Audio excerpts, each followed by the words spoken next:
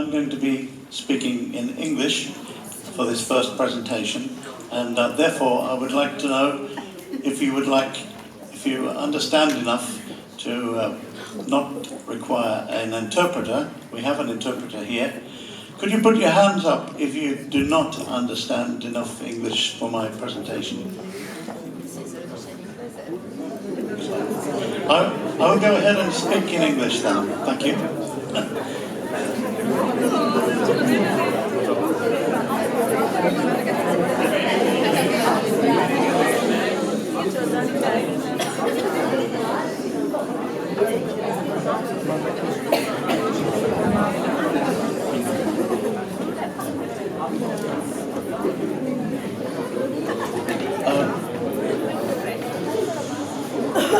First, I'd like to present the volume which I edit, the UNESCO Atlas of the World's Endangered Languages, and to put Veneto in its context, because Veneto is represented in this atlas as an endangered language.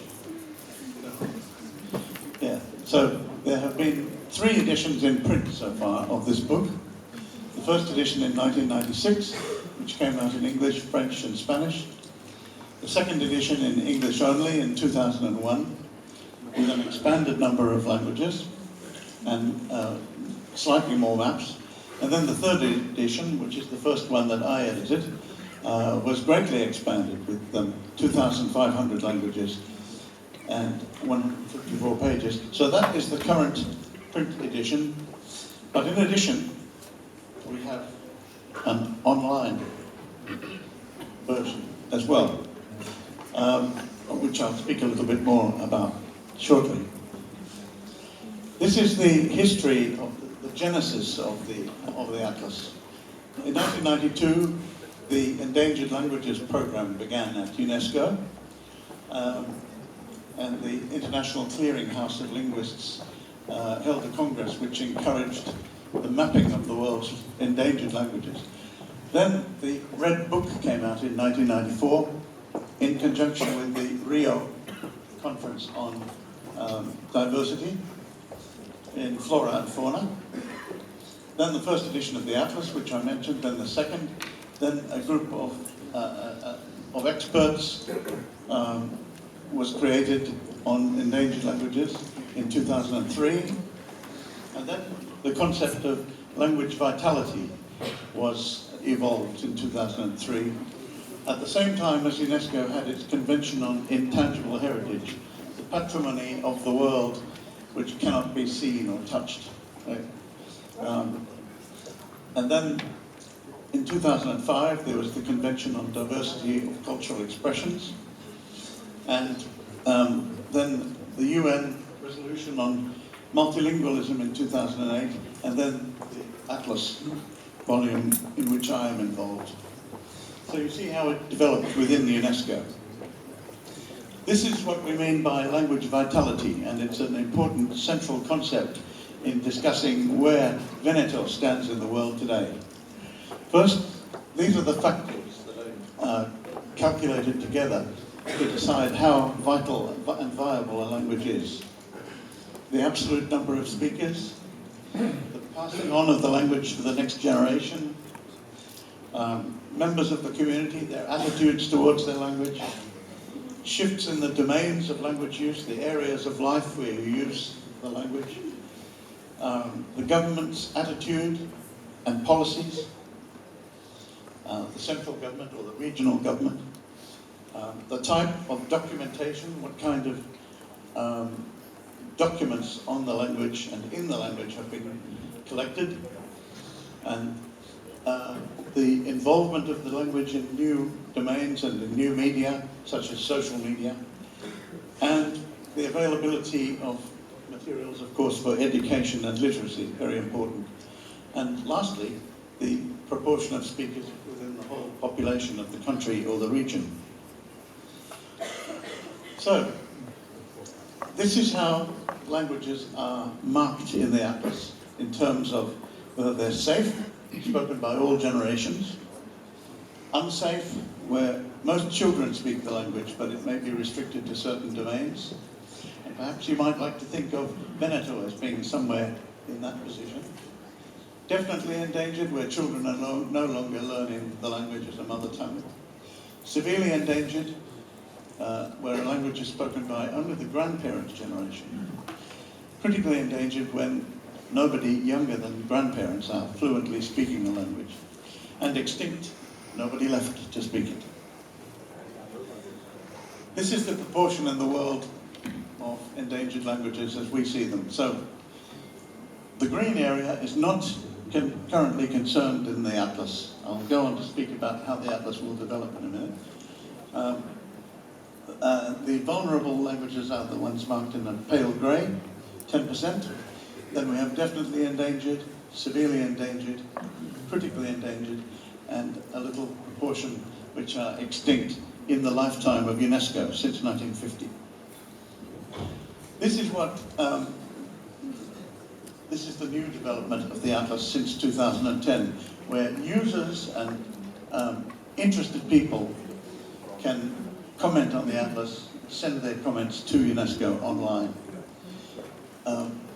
It's an interactive device, and I won't read it all to you now, but the name and the coding of the language are important.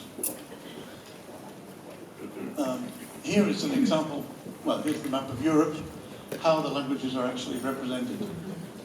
And you see the nation of Italy there. You can probably find your own area there on the map. So that's the map of Europe as it appears, with languages shown in different colours representing different degrees of endangerment. This is the kind of information that interested users can get out of the UNESCO Atlas in its online form. I don't know if you can see that clearly, but there's a limited data set and an extended data set for people doing research on the position and survival, vitality of a language. This is what you send to UNESCO if you have a completely new language that you want to see included and you have some evidence for it. You send as much detail as you can in filling in those fields. And this is the kind of comments, this is the percentage of different kinds of comments we've received and the way they've been treated. This is a little out of date. This was 3 years ago. We've moved on a bit since then, and nearly everything that has been sent as a comment has now been treated by the editorial board, and changes been made to the online atlas. Altogether, at that time, 3 years ago, there were 375 updates to the atlas because of comments from users, which is, in the context of an atlas, I think that's quite impressive, really. So now I'm going to present another PowerPoint, if I can find it here.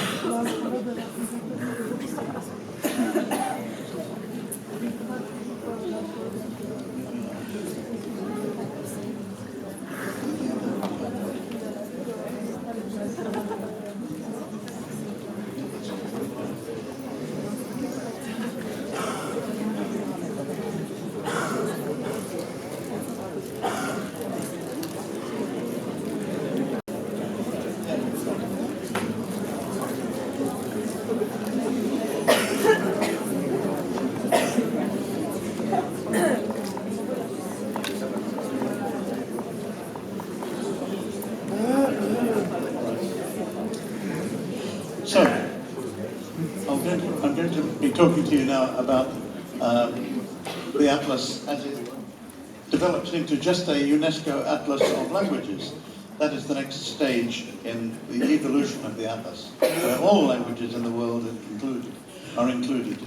And what we'll, this afternoon we will be discussing with my colleague Alicia Gonzalez the specific case of Venetian and what has been collected about it. The overall population of the language area is shown in the future edition of the Atlas. the concentration of speakers within the overall population. A new development will be the use of cyberspace. UNESCO is very interested in the access for all languages, the right of access for all languages to cyberspace. Also the context in which people live all over the world, the economic life. We plan to have this also colour-coded in the future edition, which is being planned now. And things like everyday resources, water, topographical features, desert lands, and mountainous lands, and every kind of aspect of nature that affects the culture of the inhabitants. Then we also want to expand the time dimension of the atlas. We want to be able to look back in time over the development of the area where the language has been spoken over hundreds of years, as far back in time as we can go.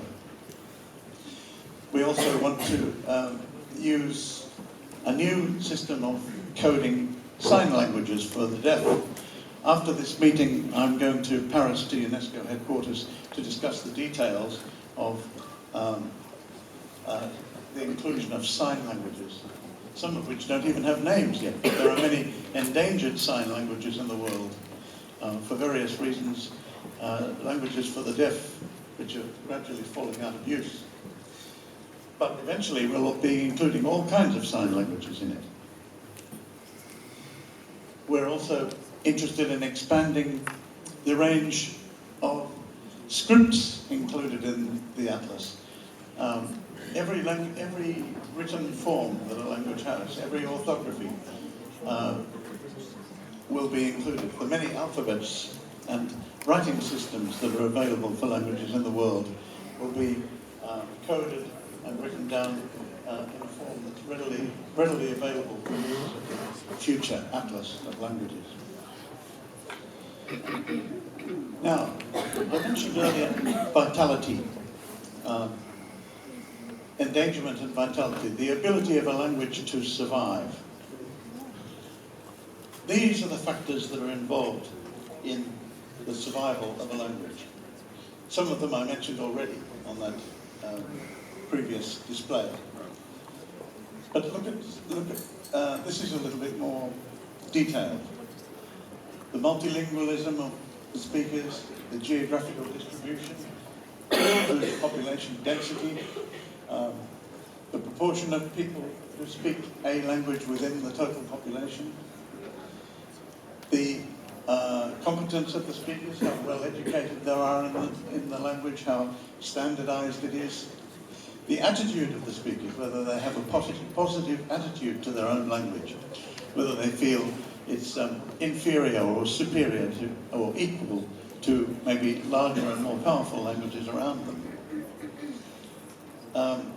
The socio-geographical scope of the language, by which we mean the strength of a language within a particular area, in the areas in which it's used, whether it's in the press, in the media, in the courts, in laws. If you just stop to think about the case of Veneta, in what areas of life would you be prepared to use Veneta as a language? The function of the language in the repertoire of the speech community, whether people feel free to move between two languages and how appropriate certain situations are to each one. And very importantly, the last one on my list, the generational language use, whether all generations are using a language equally much. I hope you can see at the back the list here, a little bit more detail about how languages are used to make them more vital. Administration, of course, public administration, use in local government, use in regional government, use in education, of course that's important, and use in the media, both the broadcast media and the printed media. In new domains, think of the use of language in social media, for instance. The status of the language, whether people feel as I said before, inferior, superior, equal to users of other languages around them. The level of graphization, by that I mean how readily a language can be written, how standard the writing system is. The quality of the documentation, that's important too. And the level of variation, another situation that's relevant to Veneto. A great deal of variation can occur within a community. Then we speak about the domains of language use. This is something that the UNESCO Atlas wants to go on and develop further. Digital language use, how much is used in cyberspace and computing, and in the digital media? How much is used in everyday commercial life, in the market, in trading?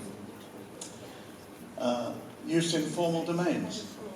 What language is used by people in their religious life, in their rituals, in their formal gatherings, weddings, funerals, things like that.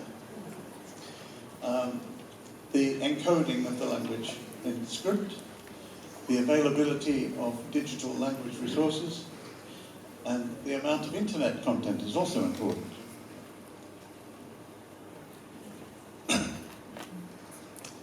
Now, if we also look in the future atlas at speech communities, we might consider these aspects. Their geographical distribution. Some languages are not coherent within one area. They might be spread over several countries. I can just remind you here that Venetian is not only spoken here in Italy, but also in diaspora communities abroad. How are we going to map that? In Brazil, in Mexico, where the language of this region is also spoken.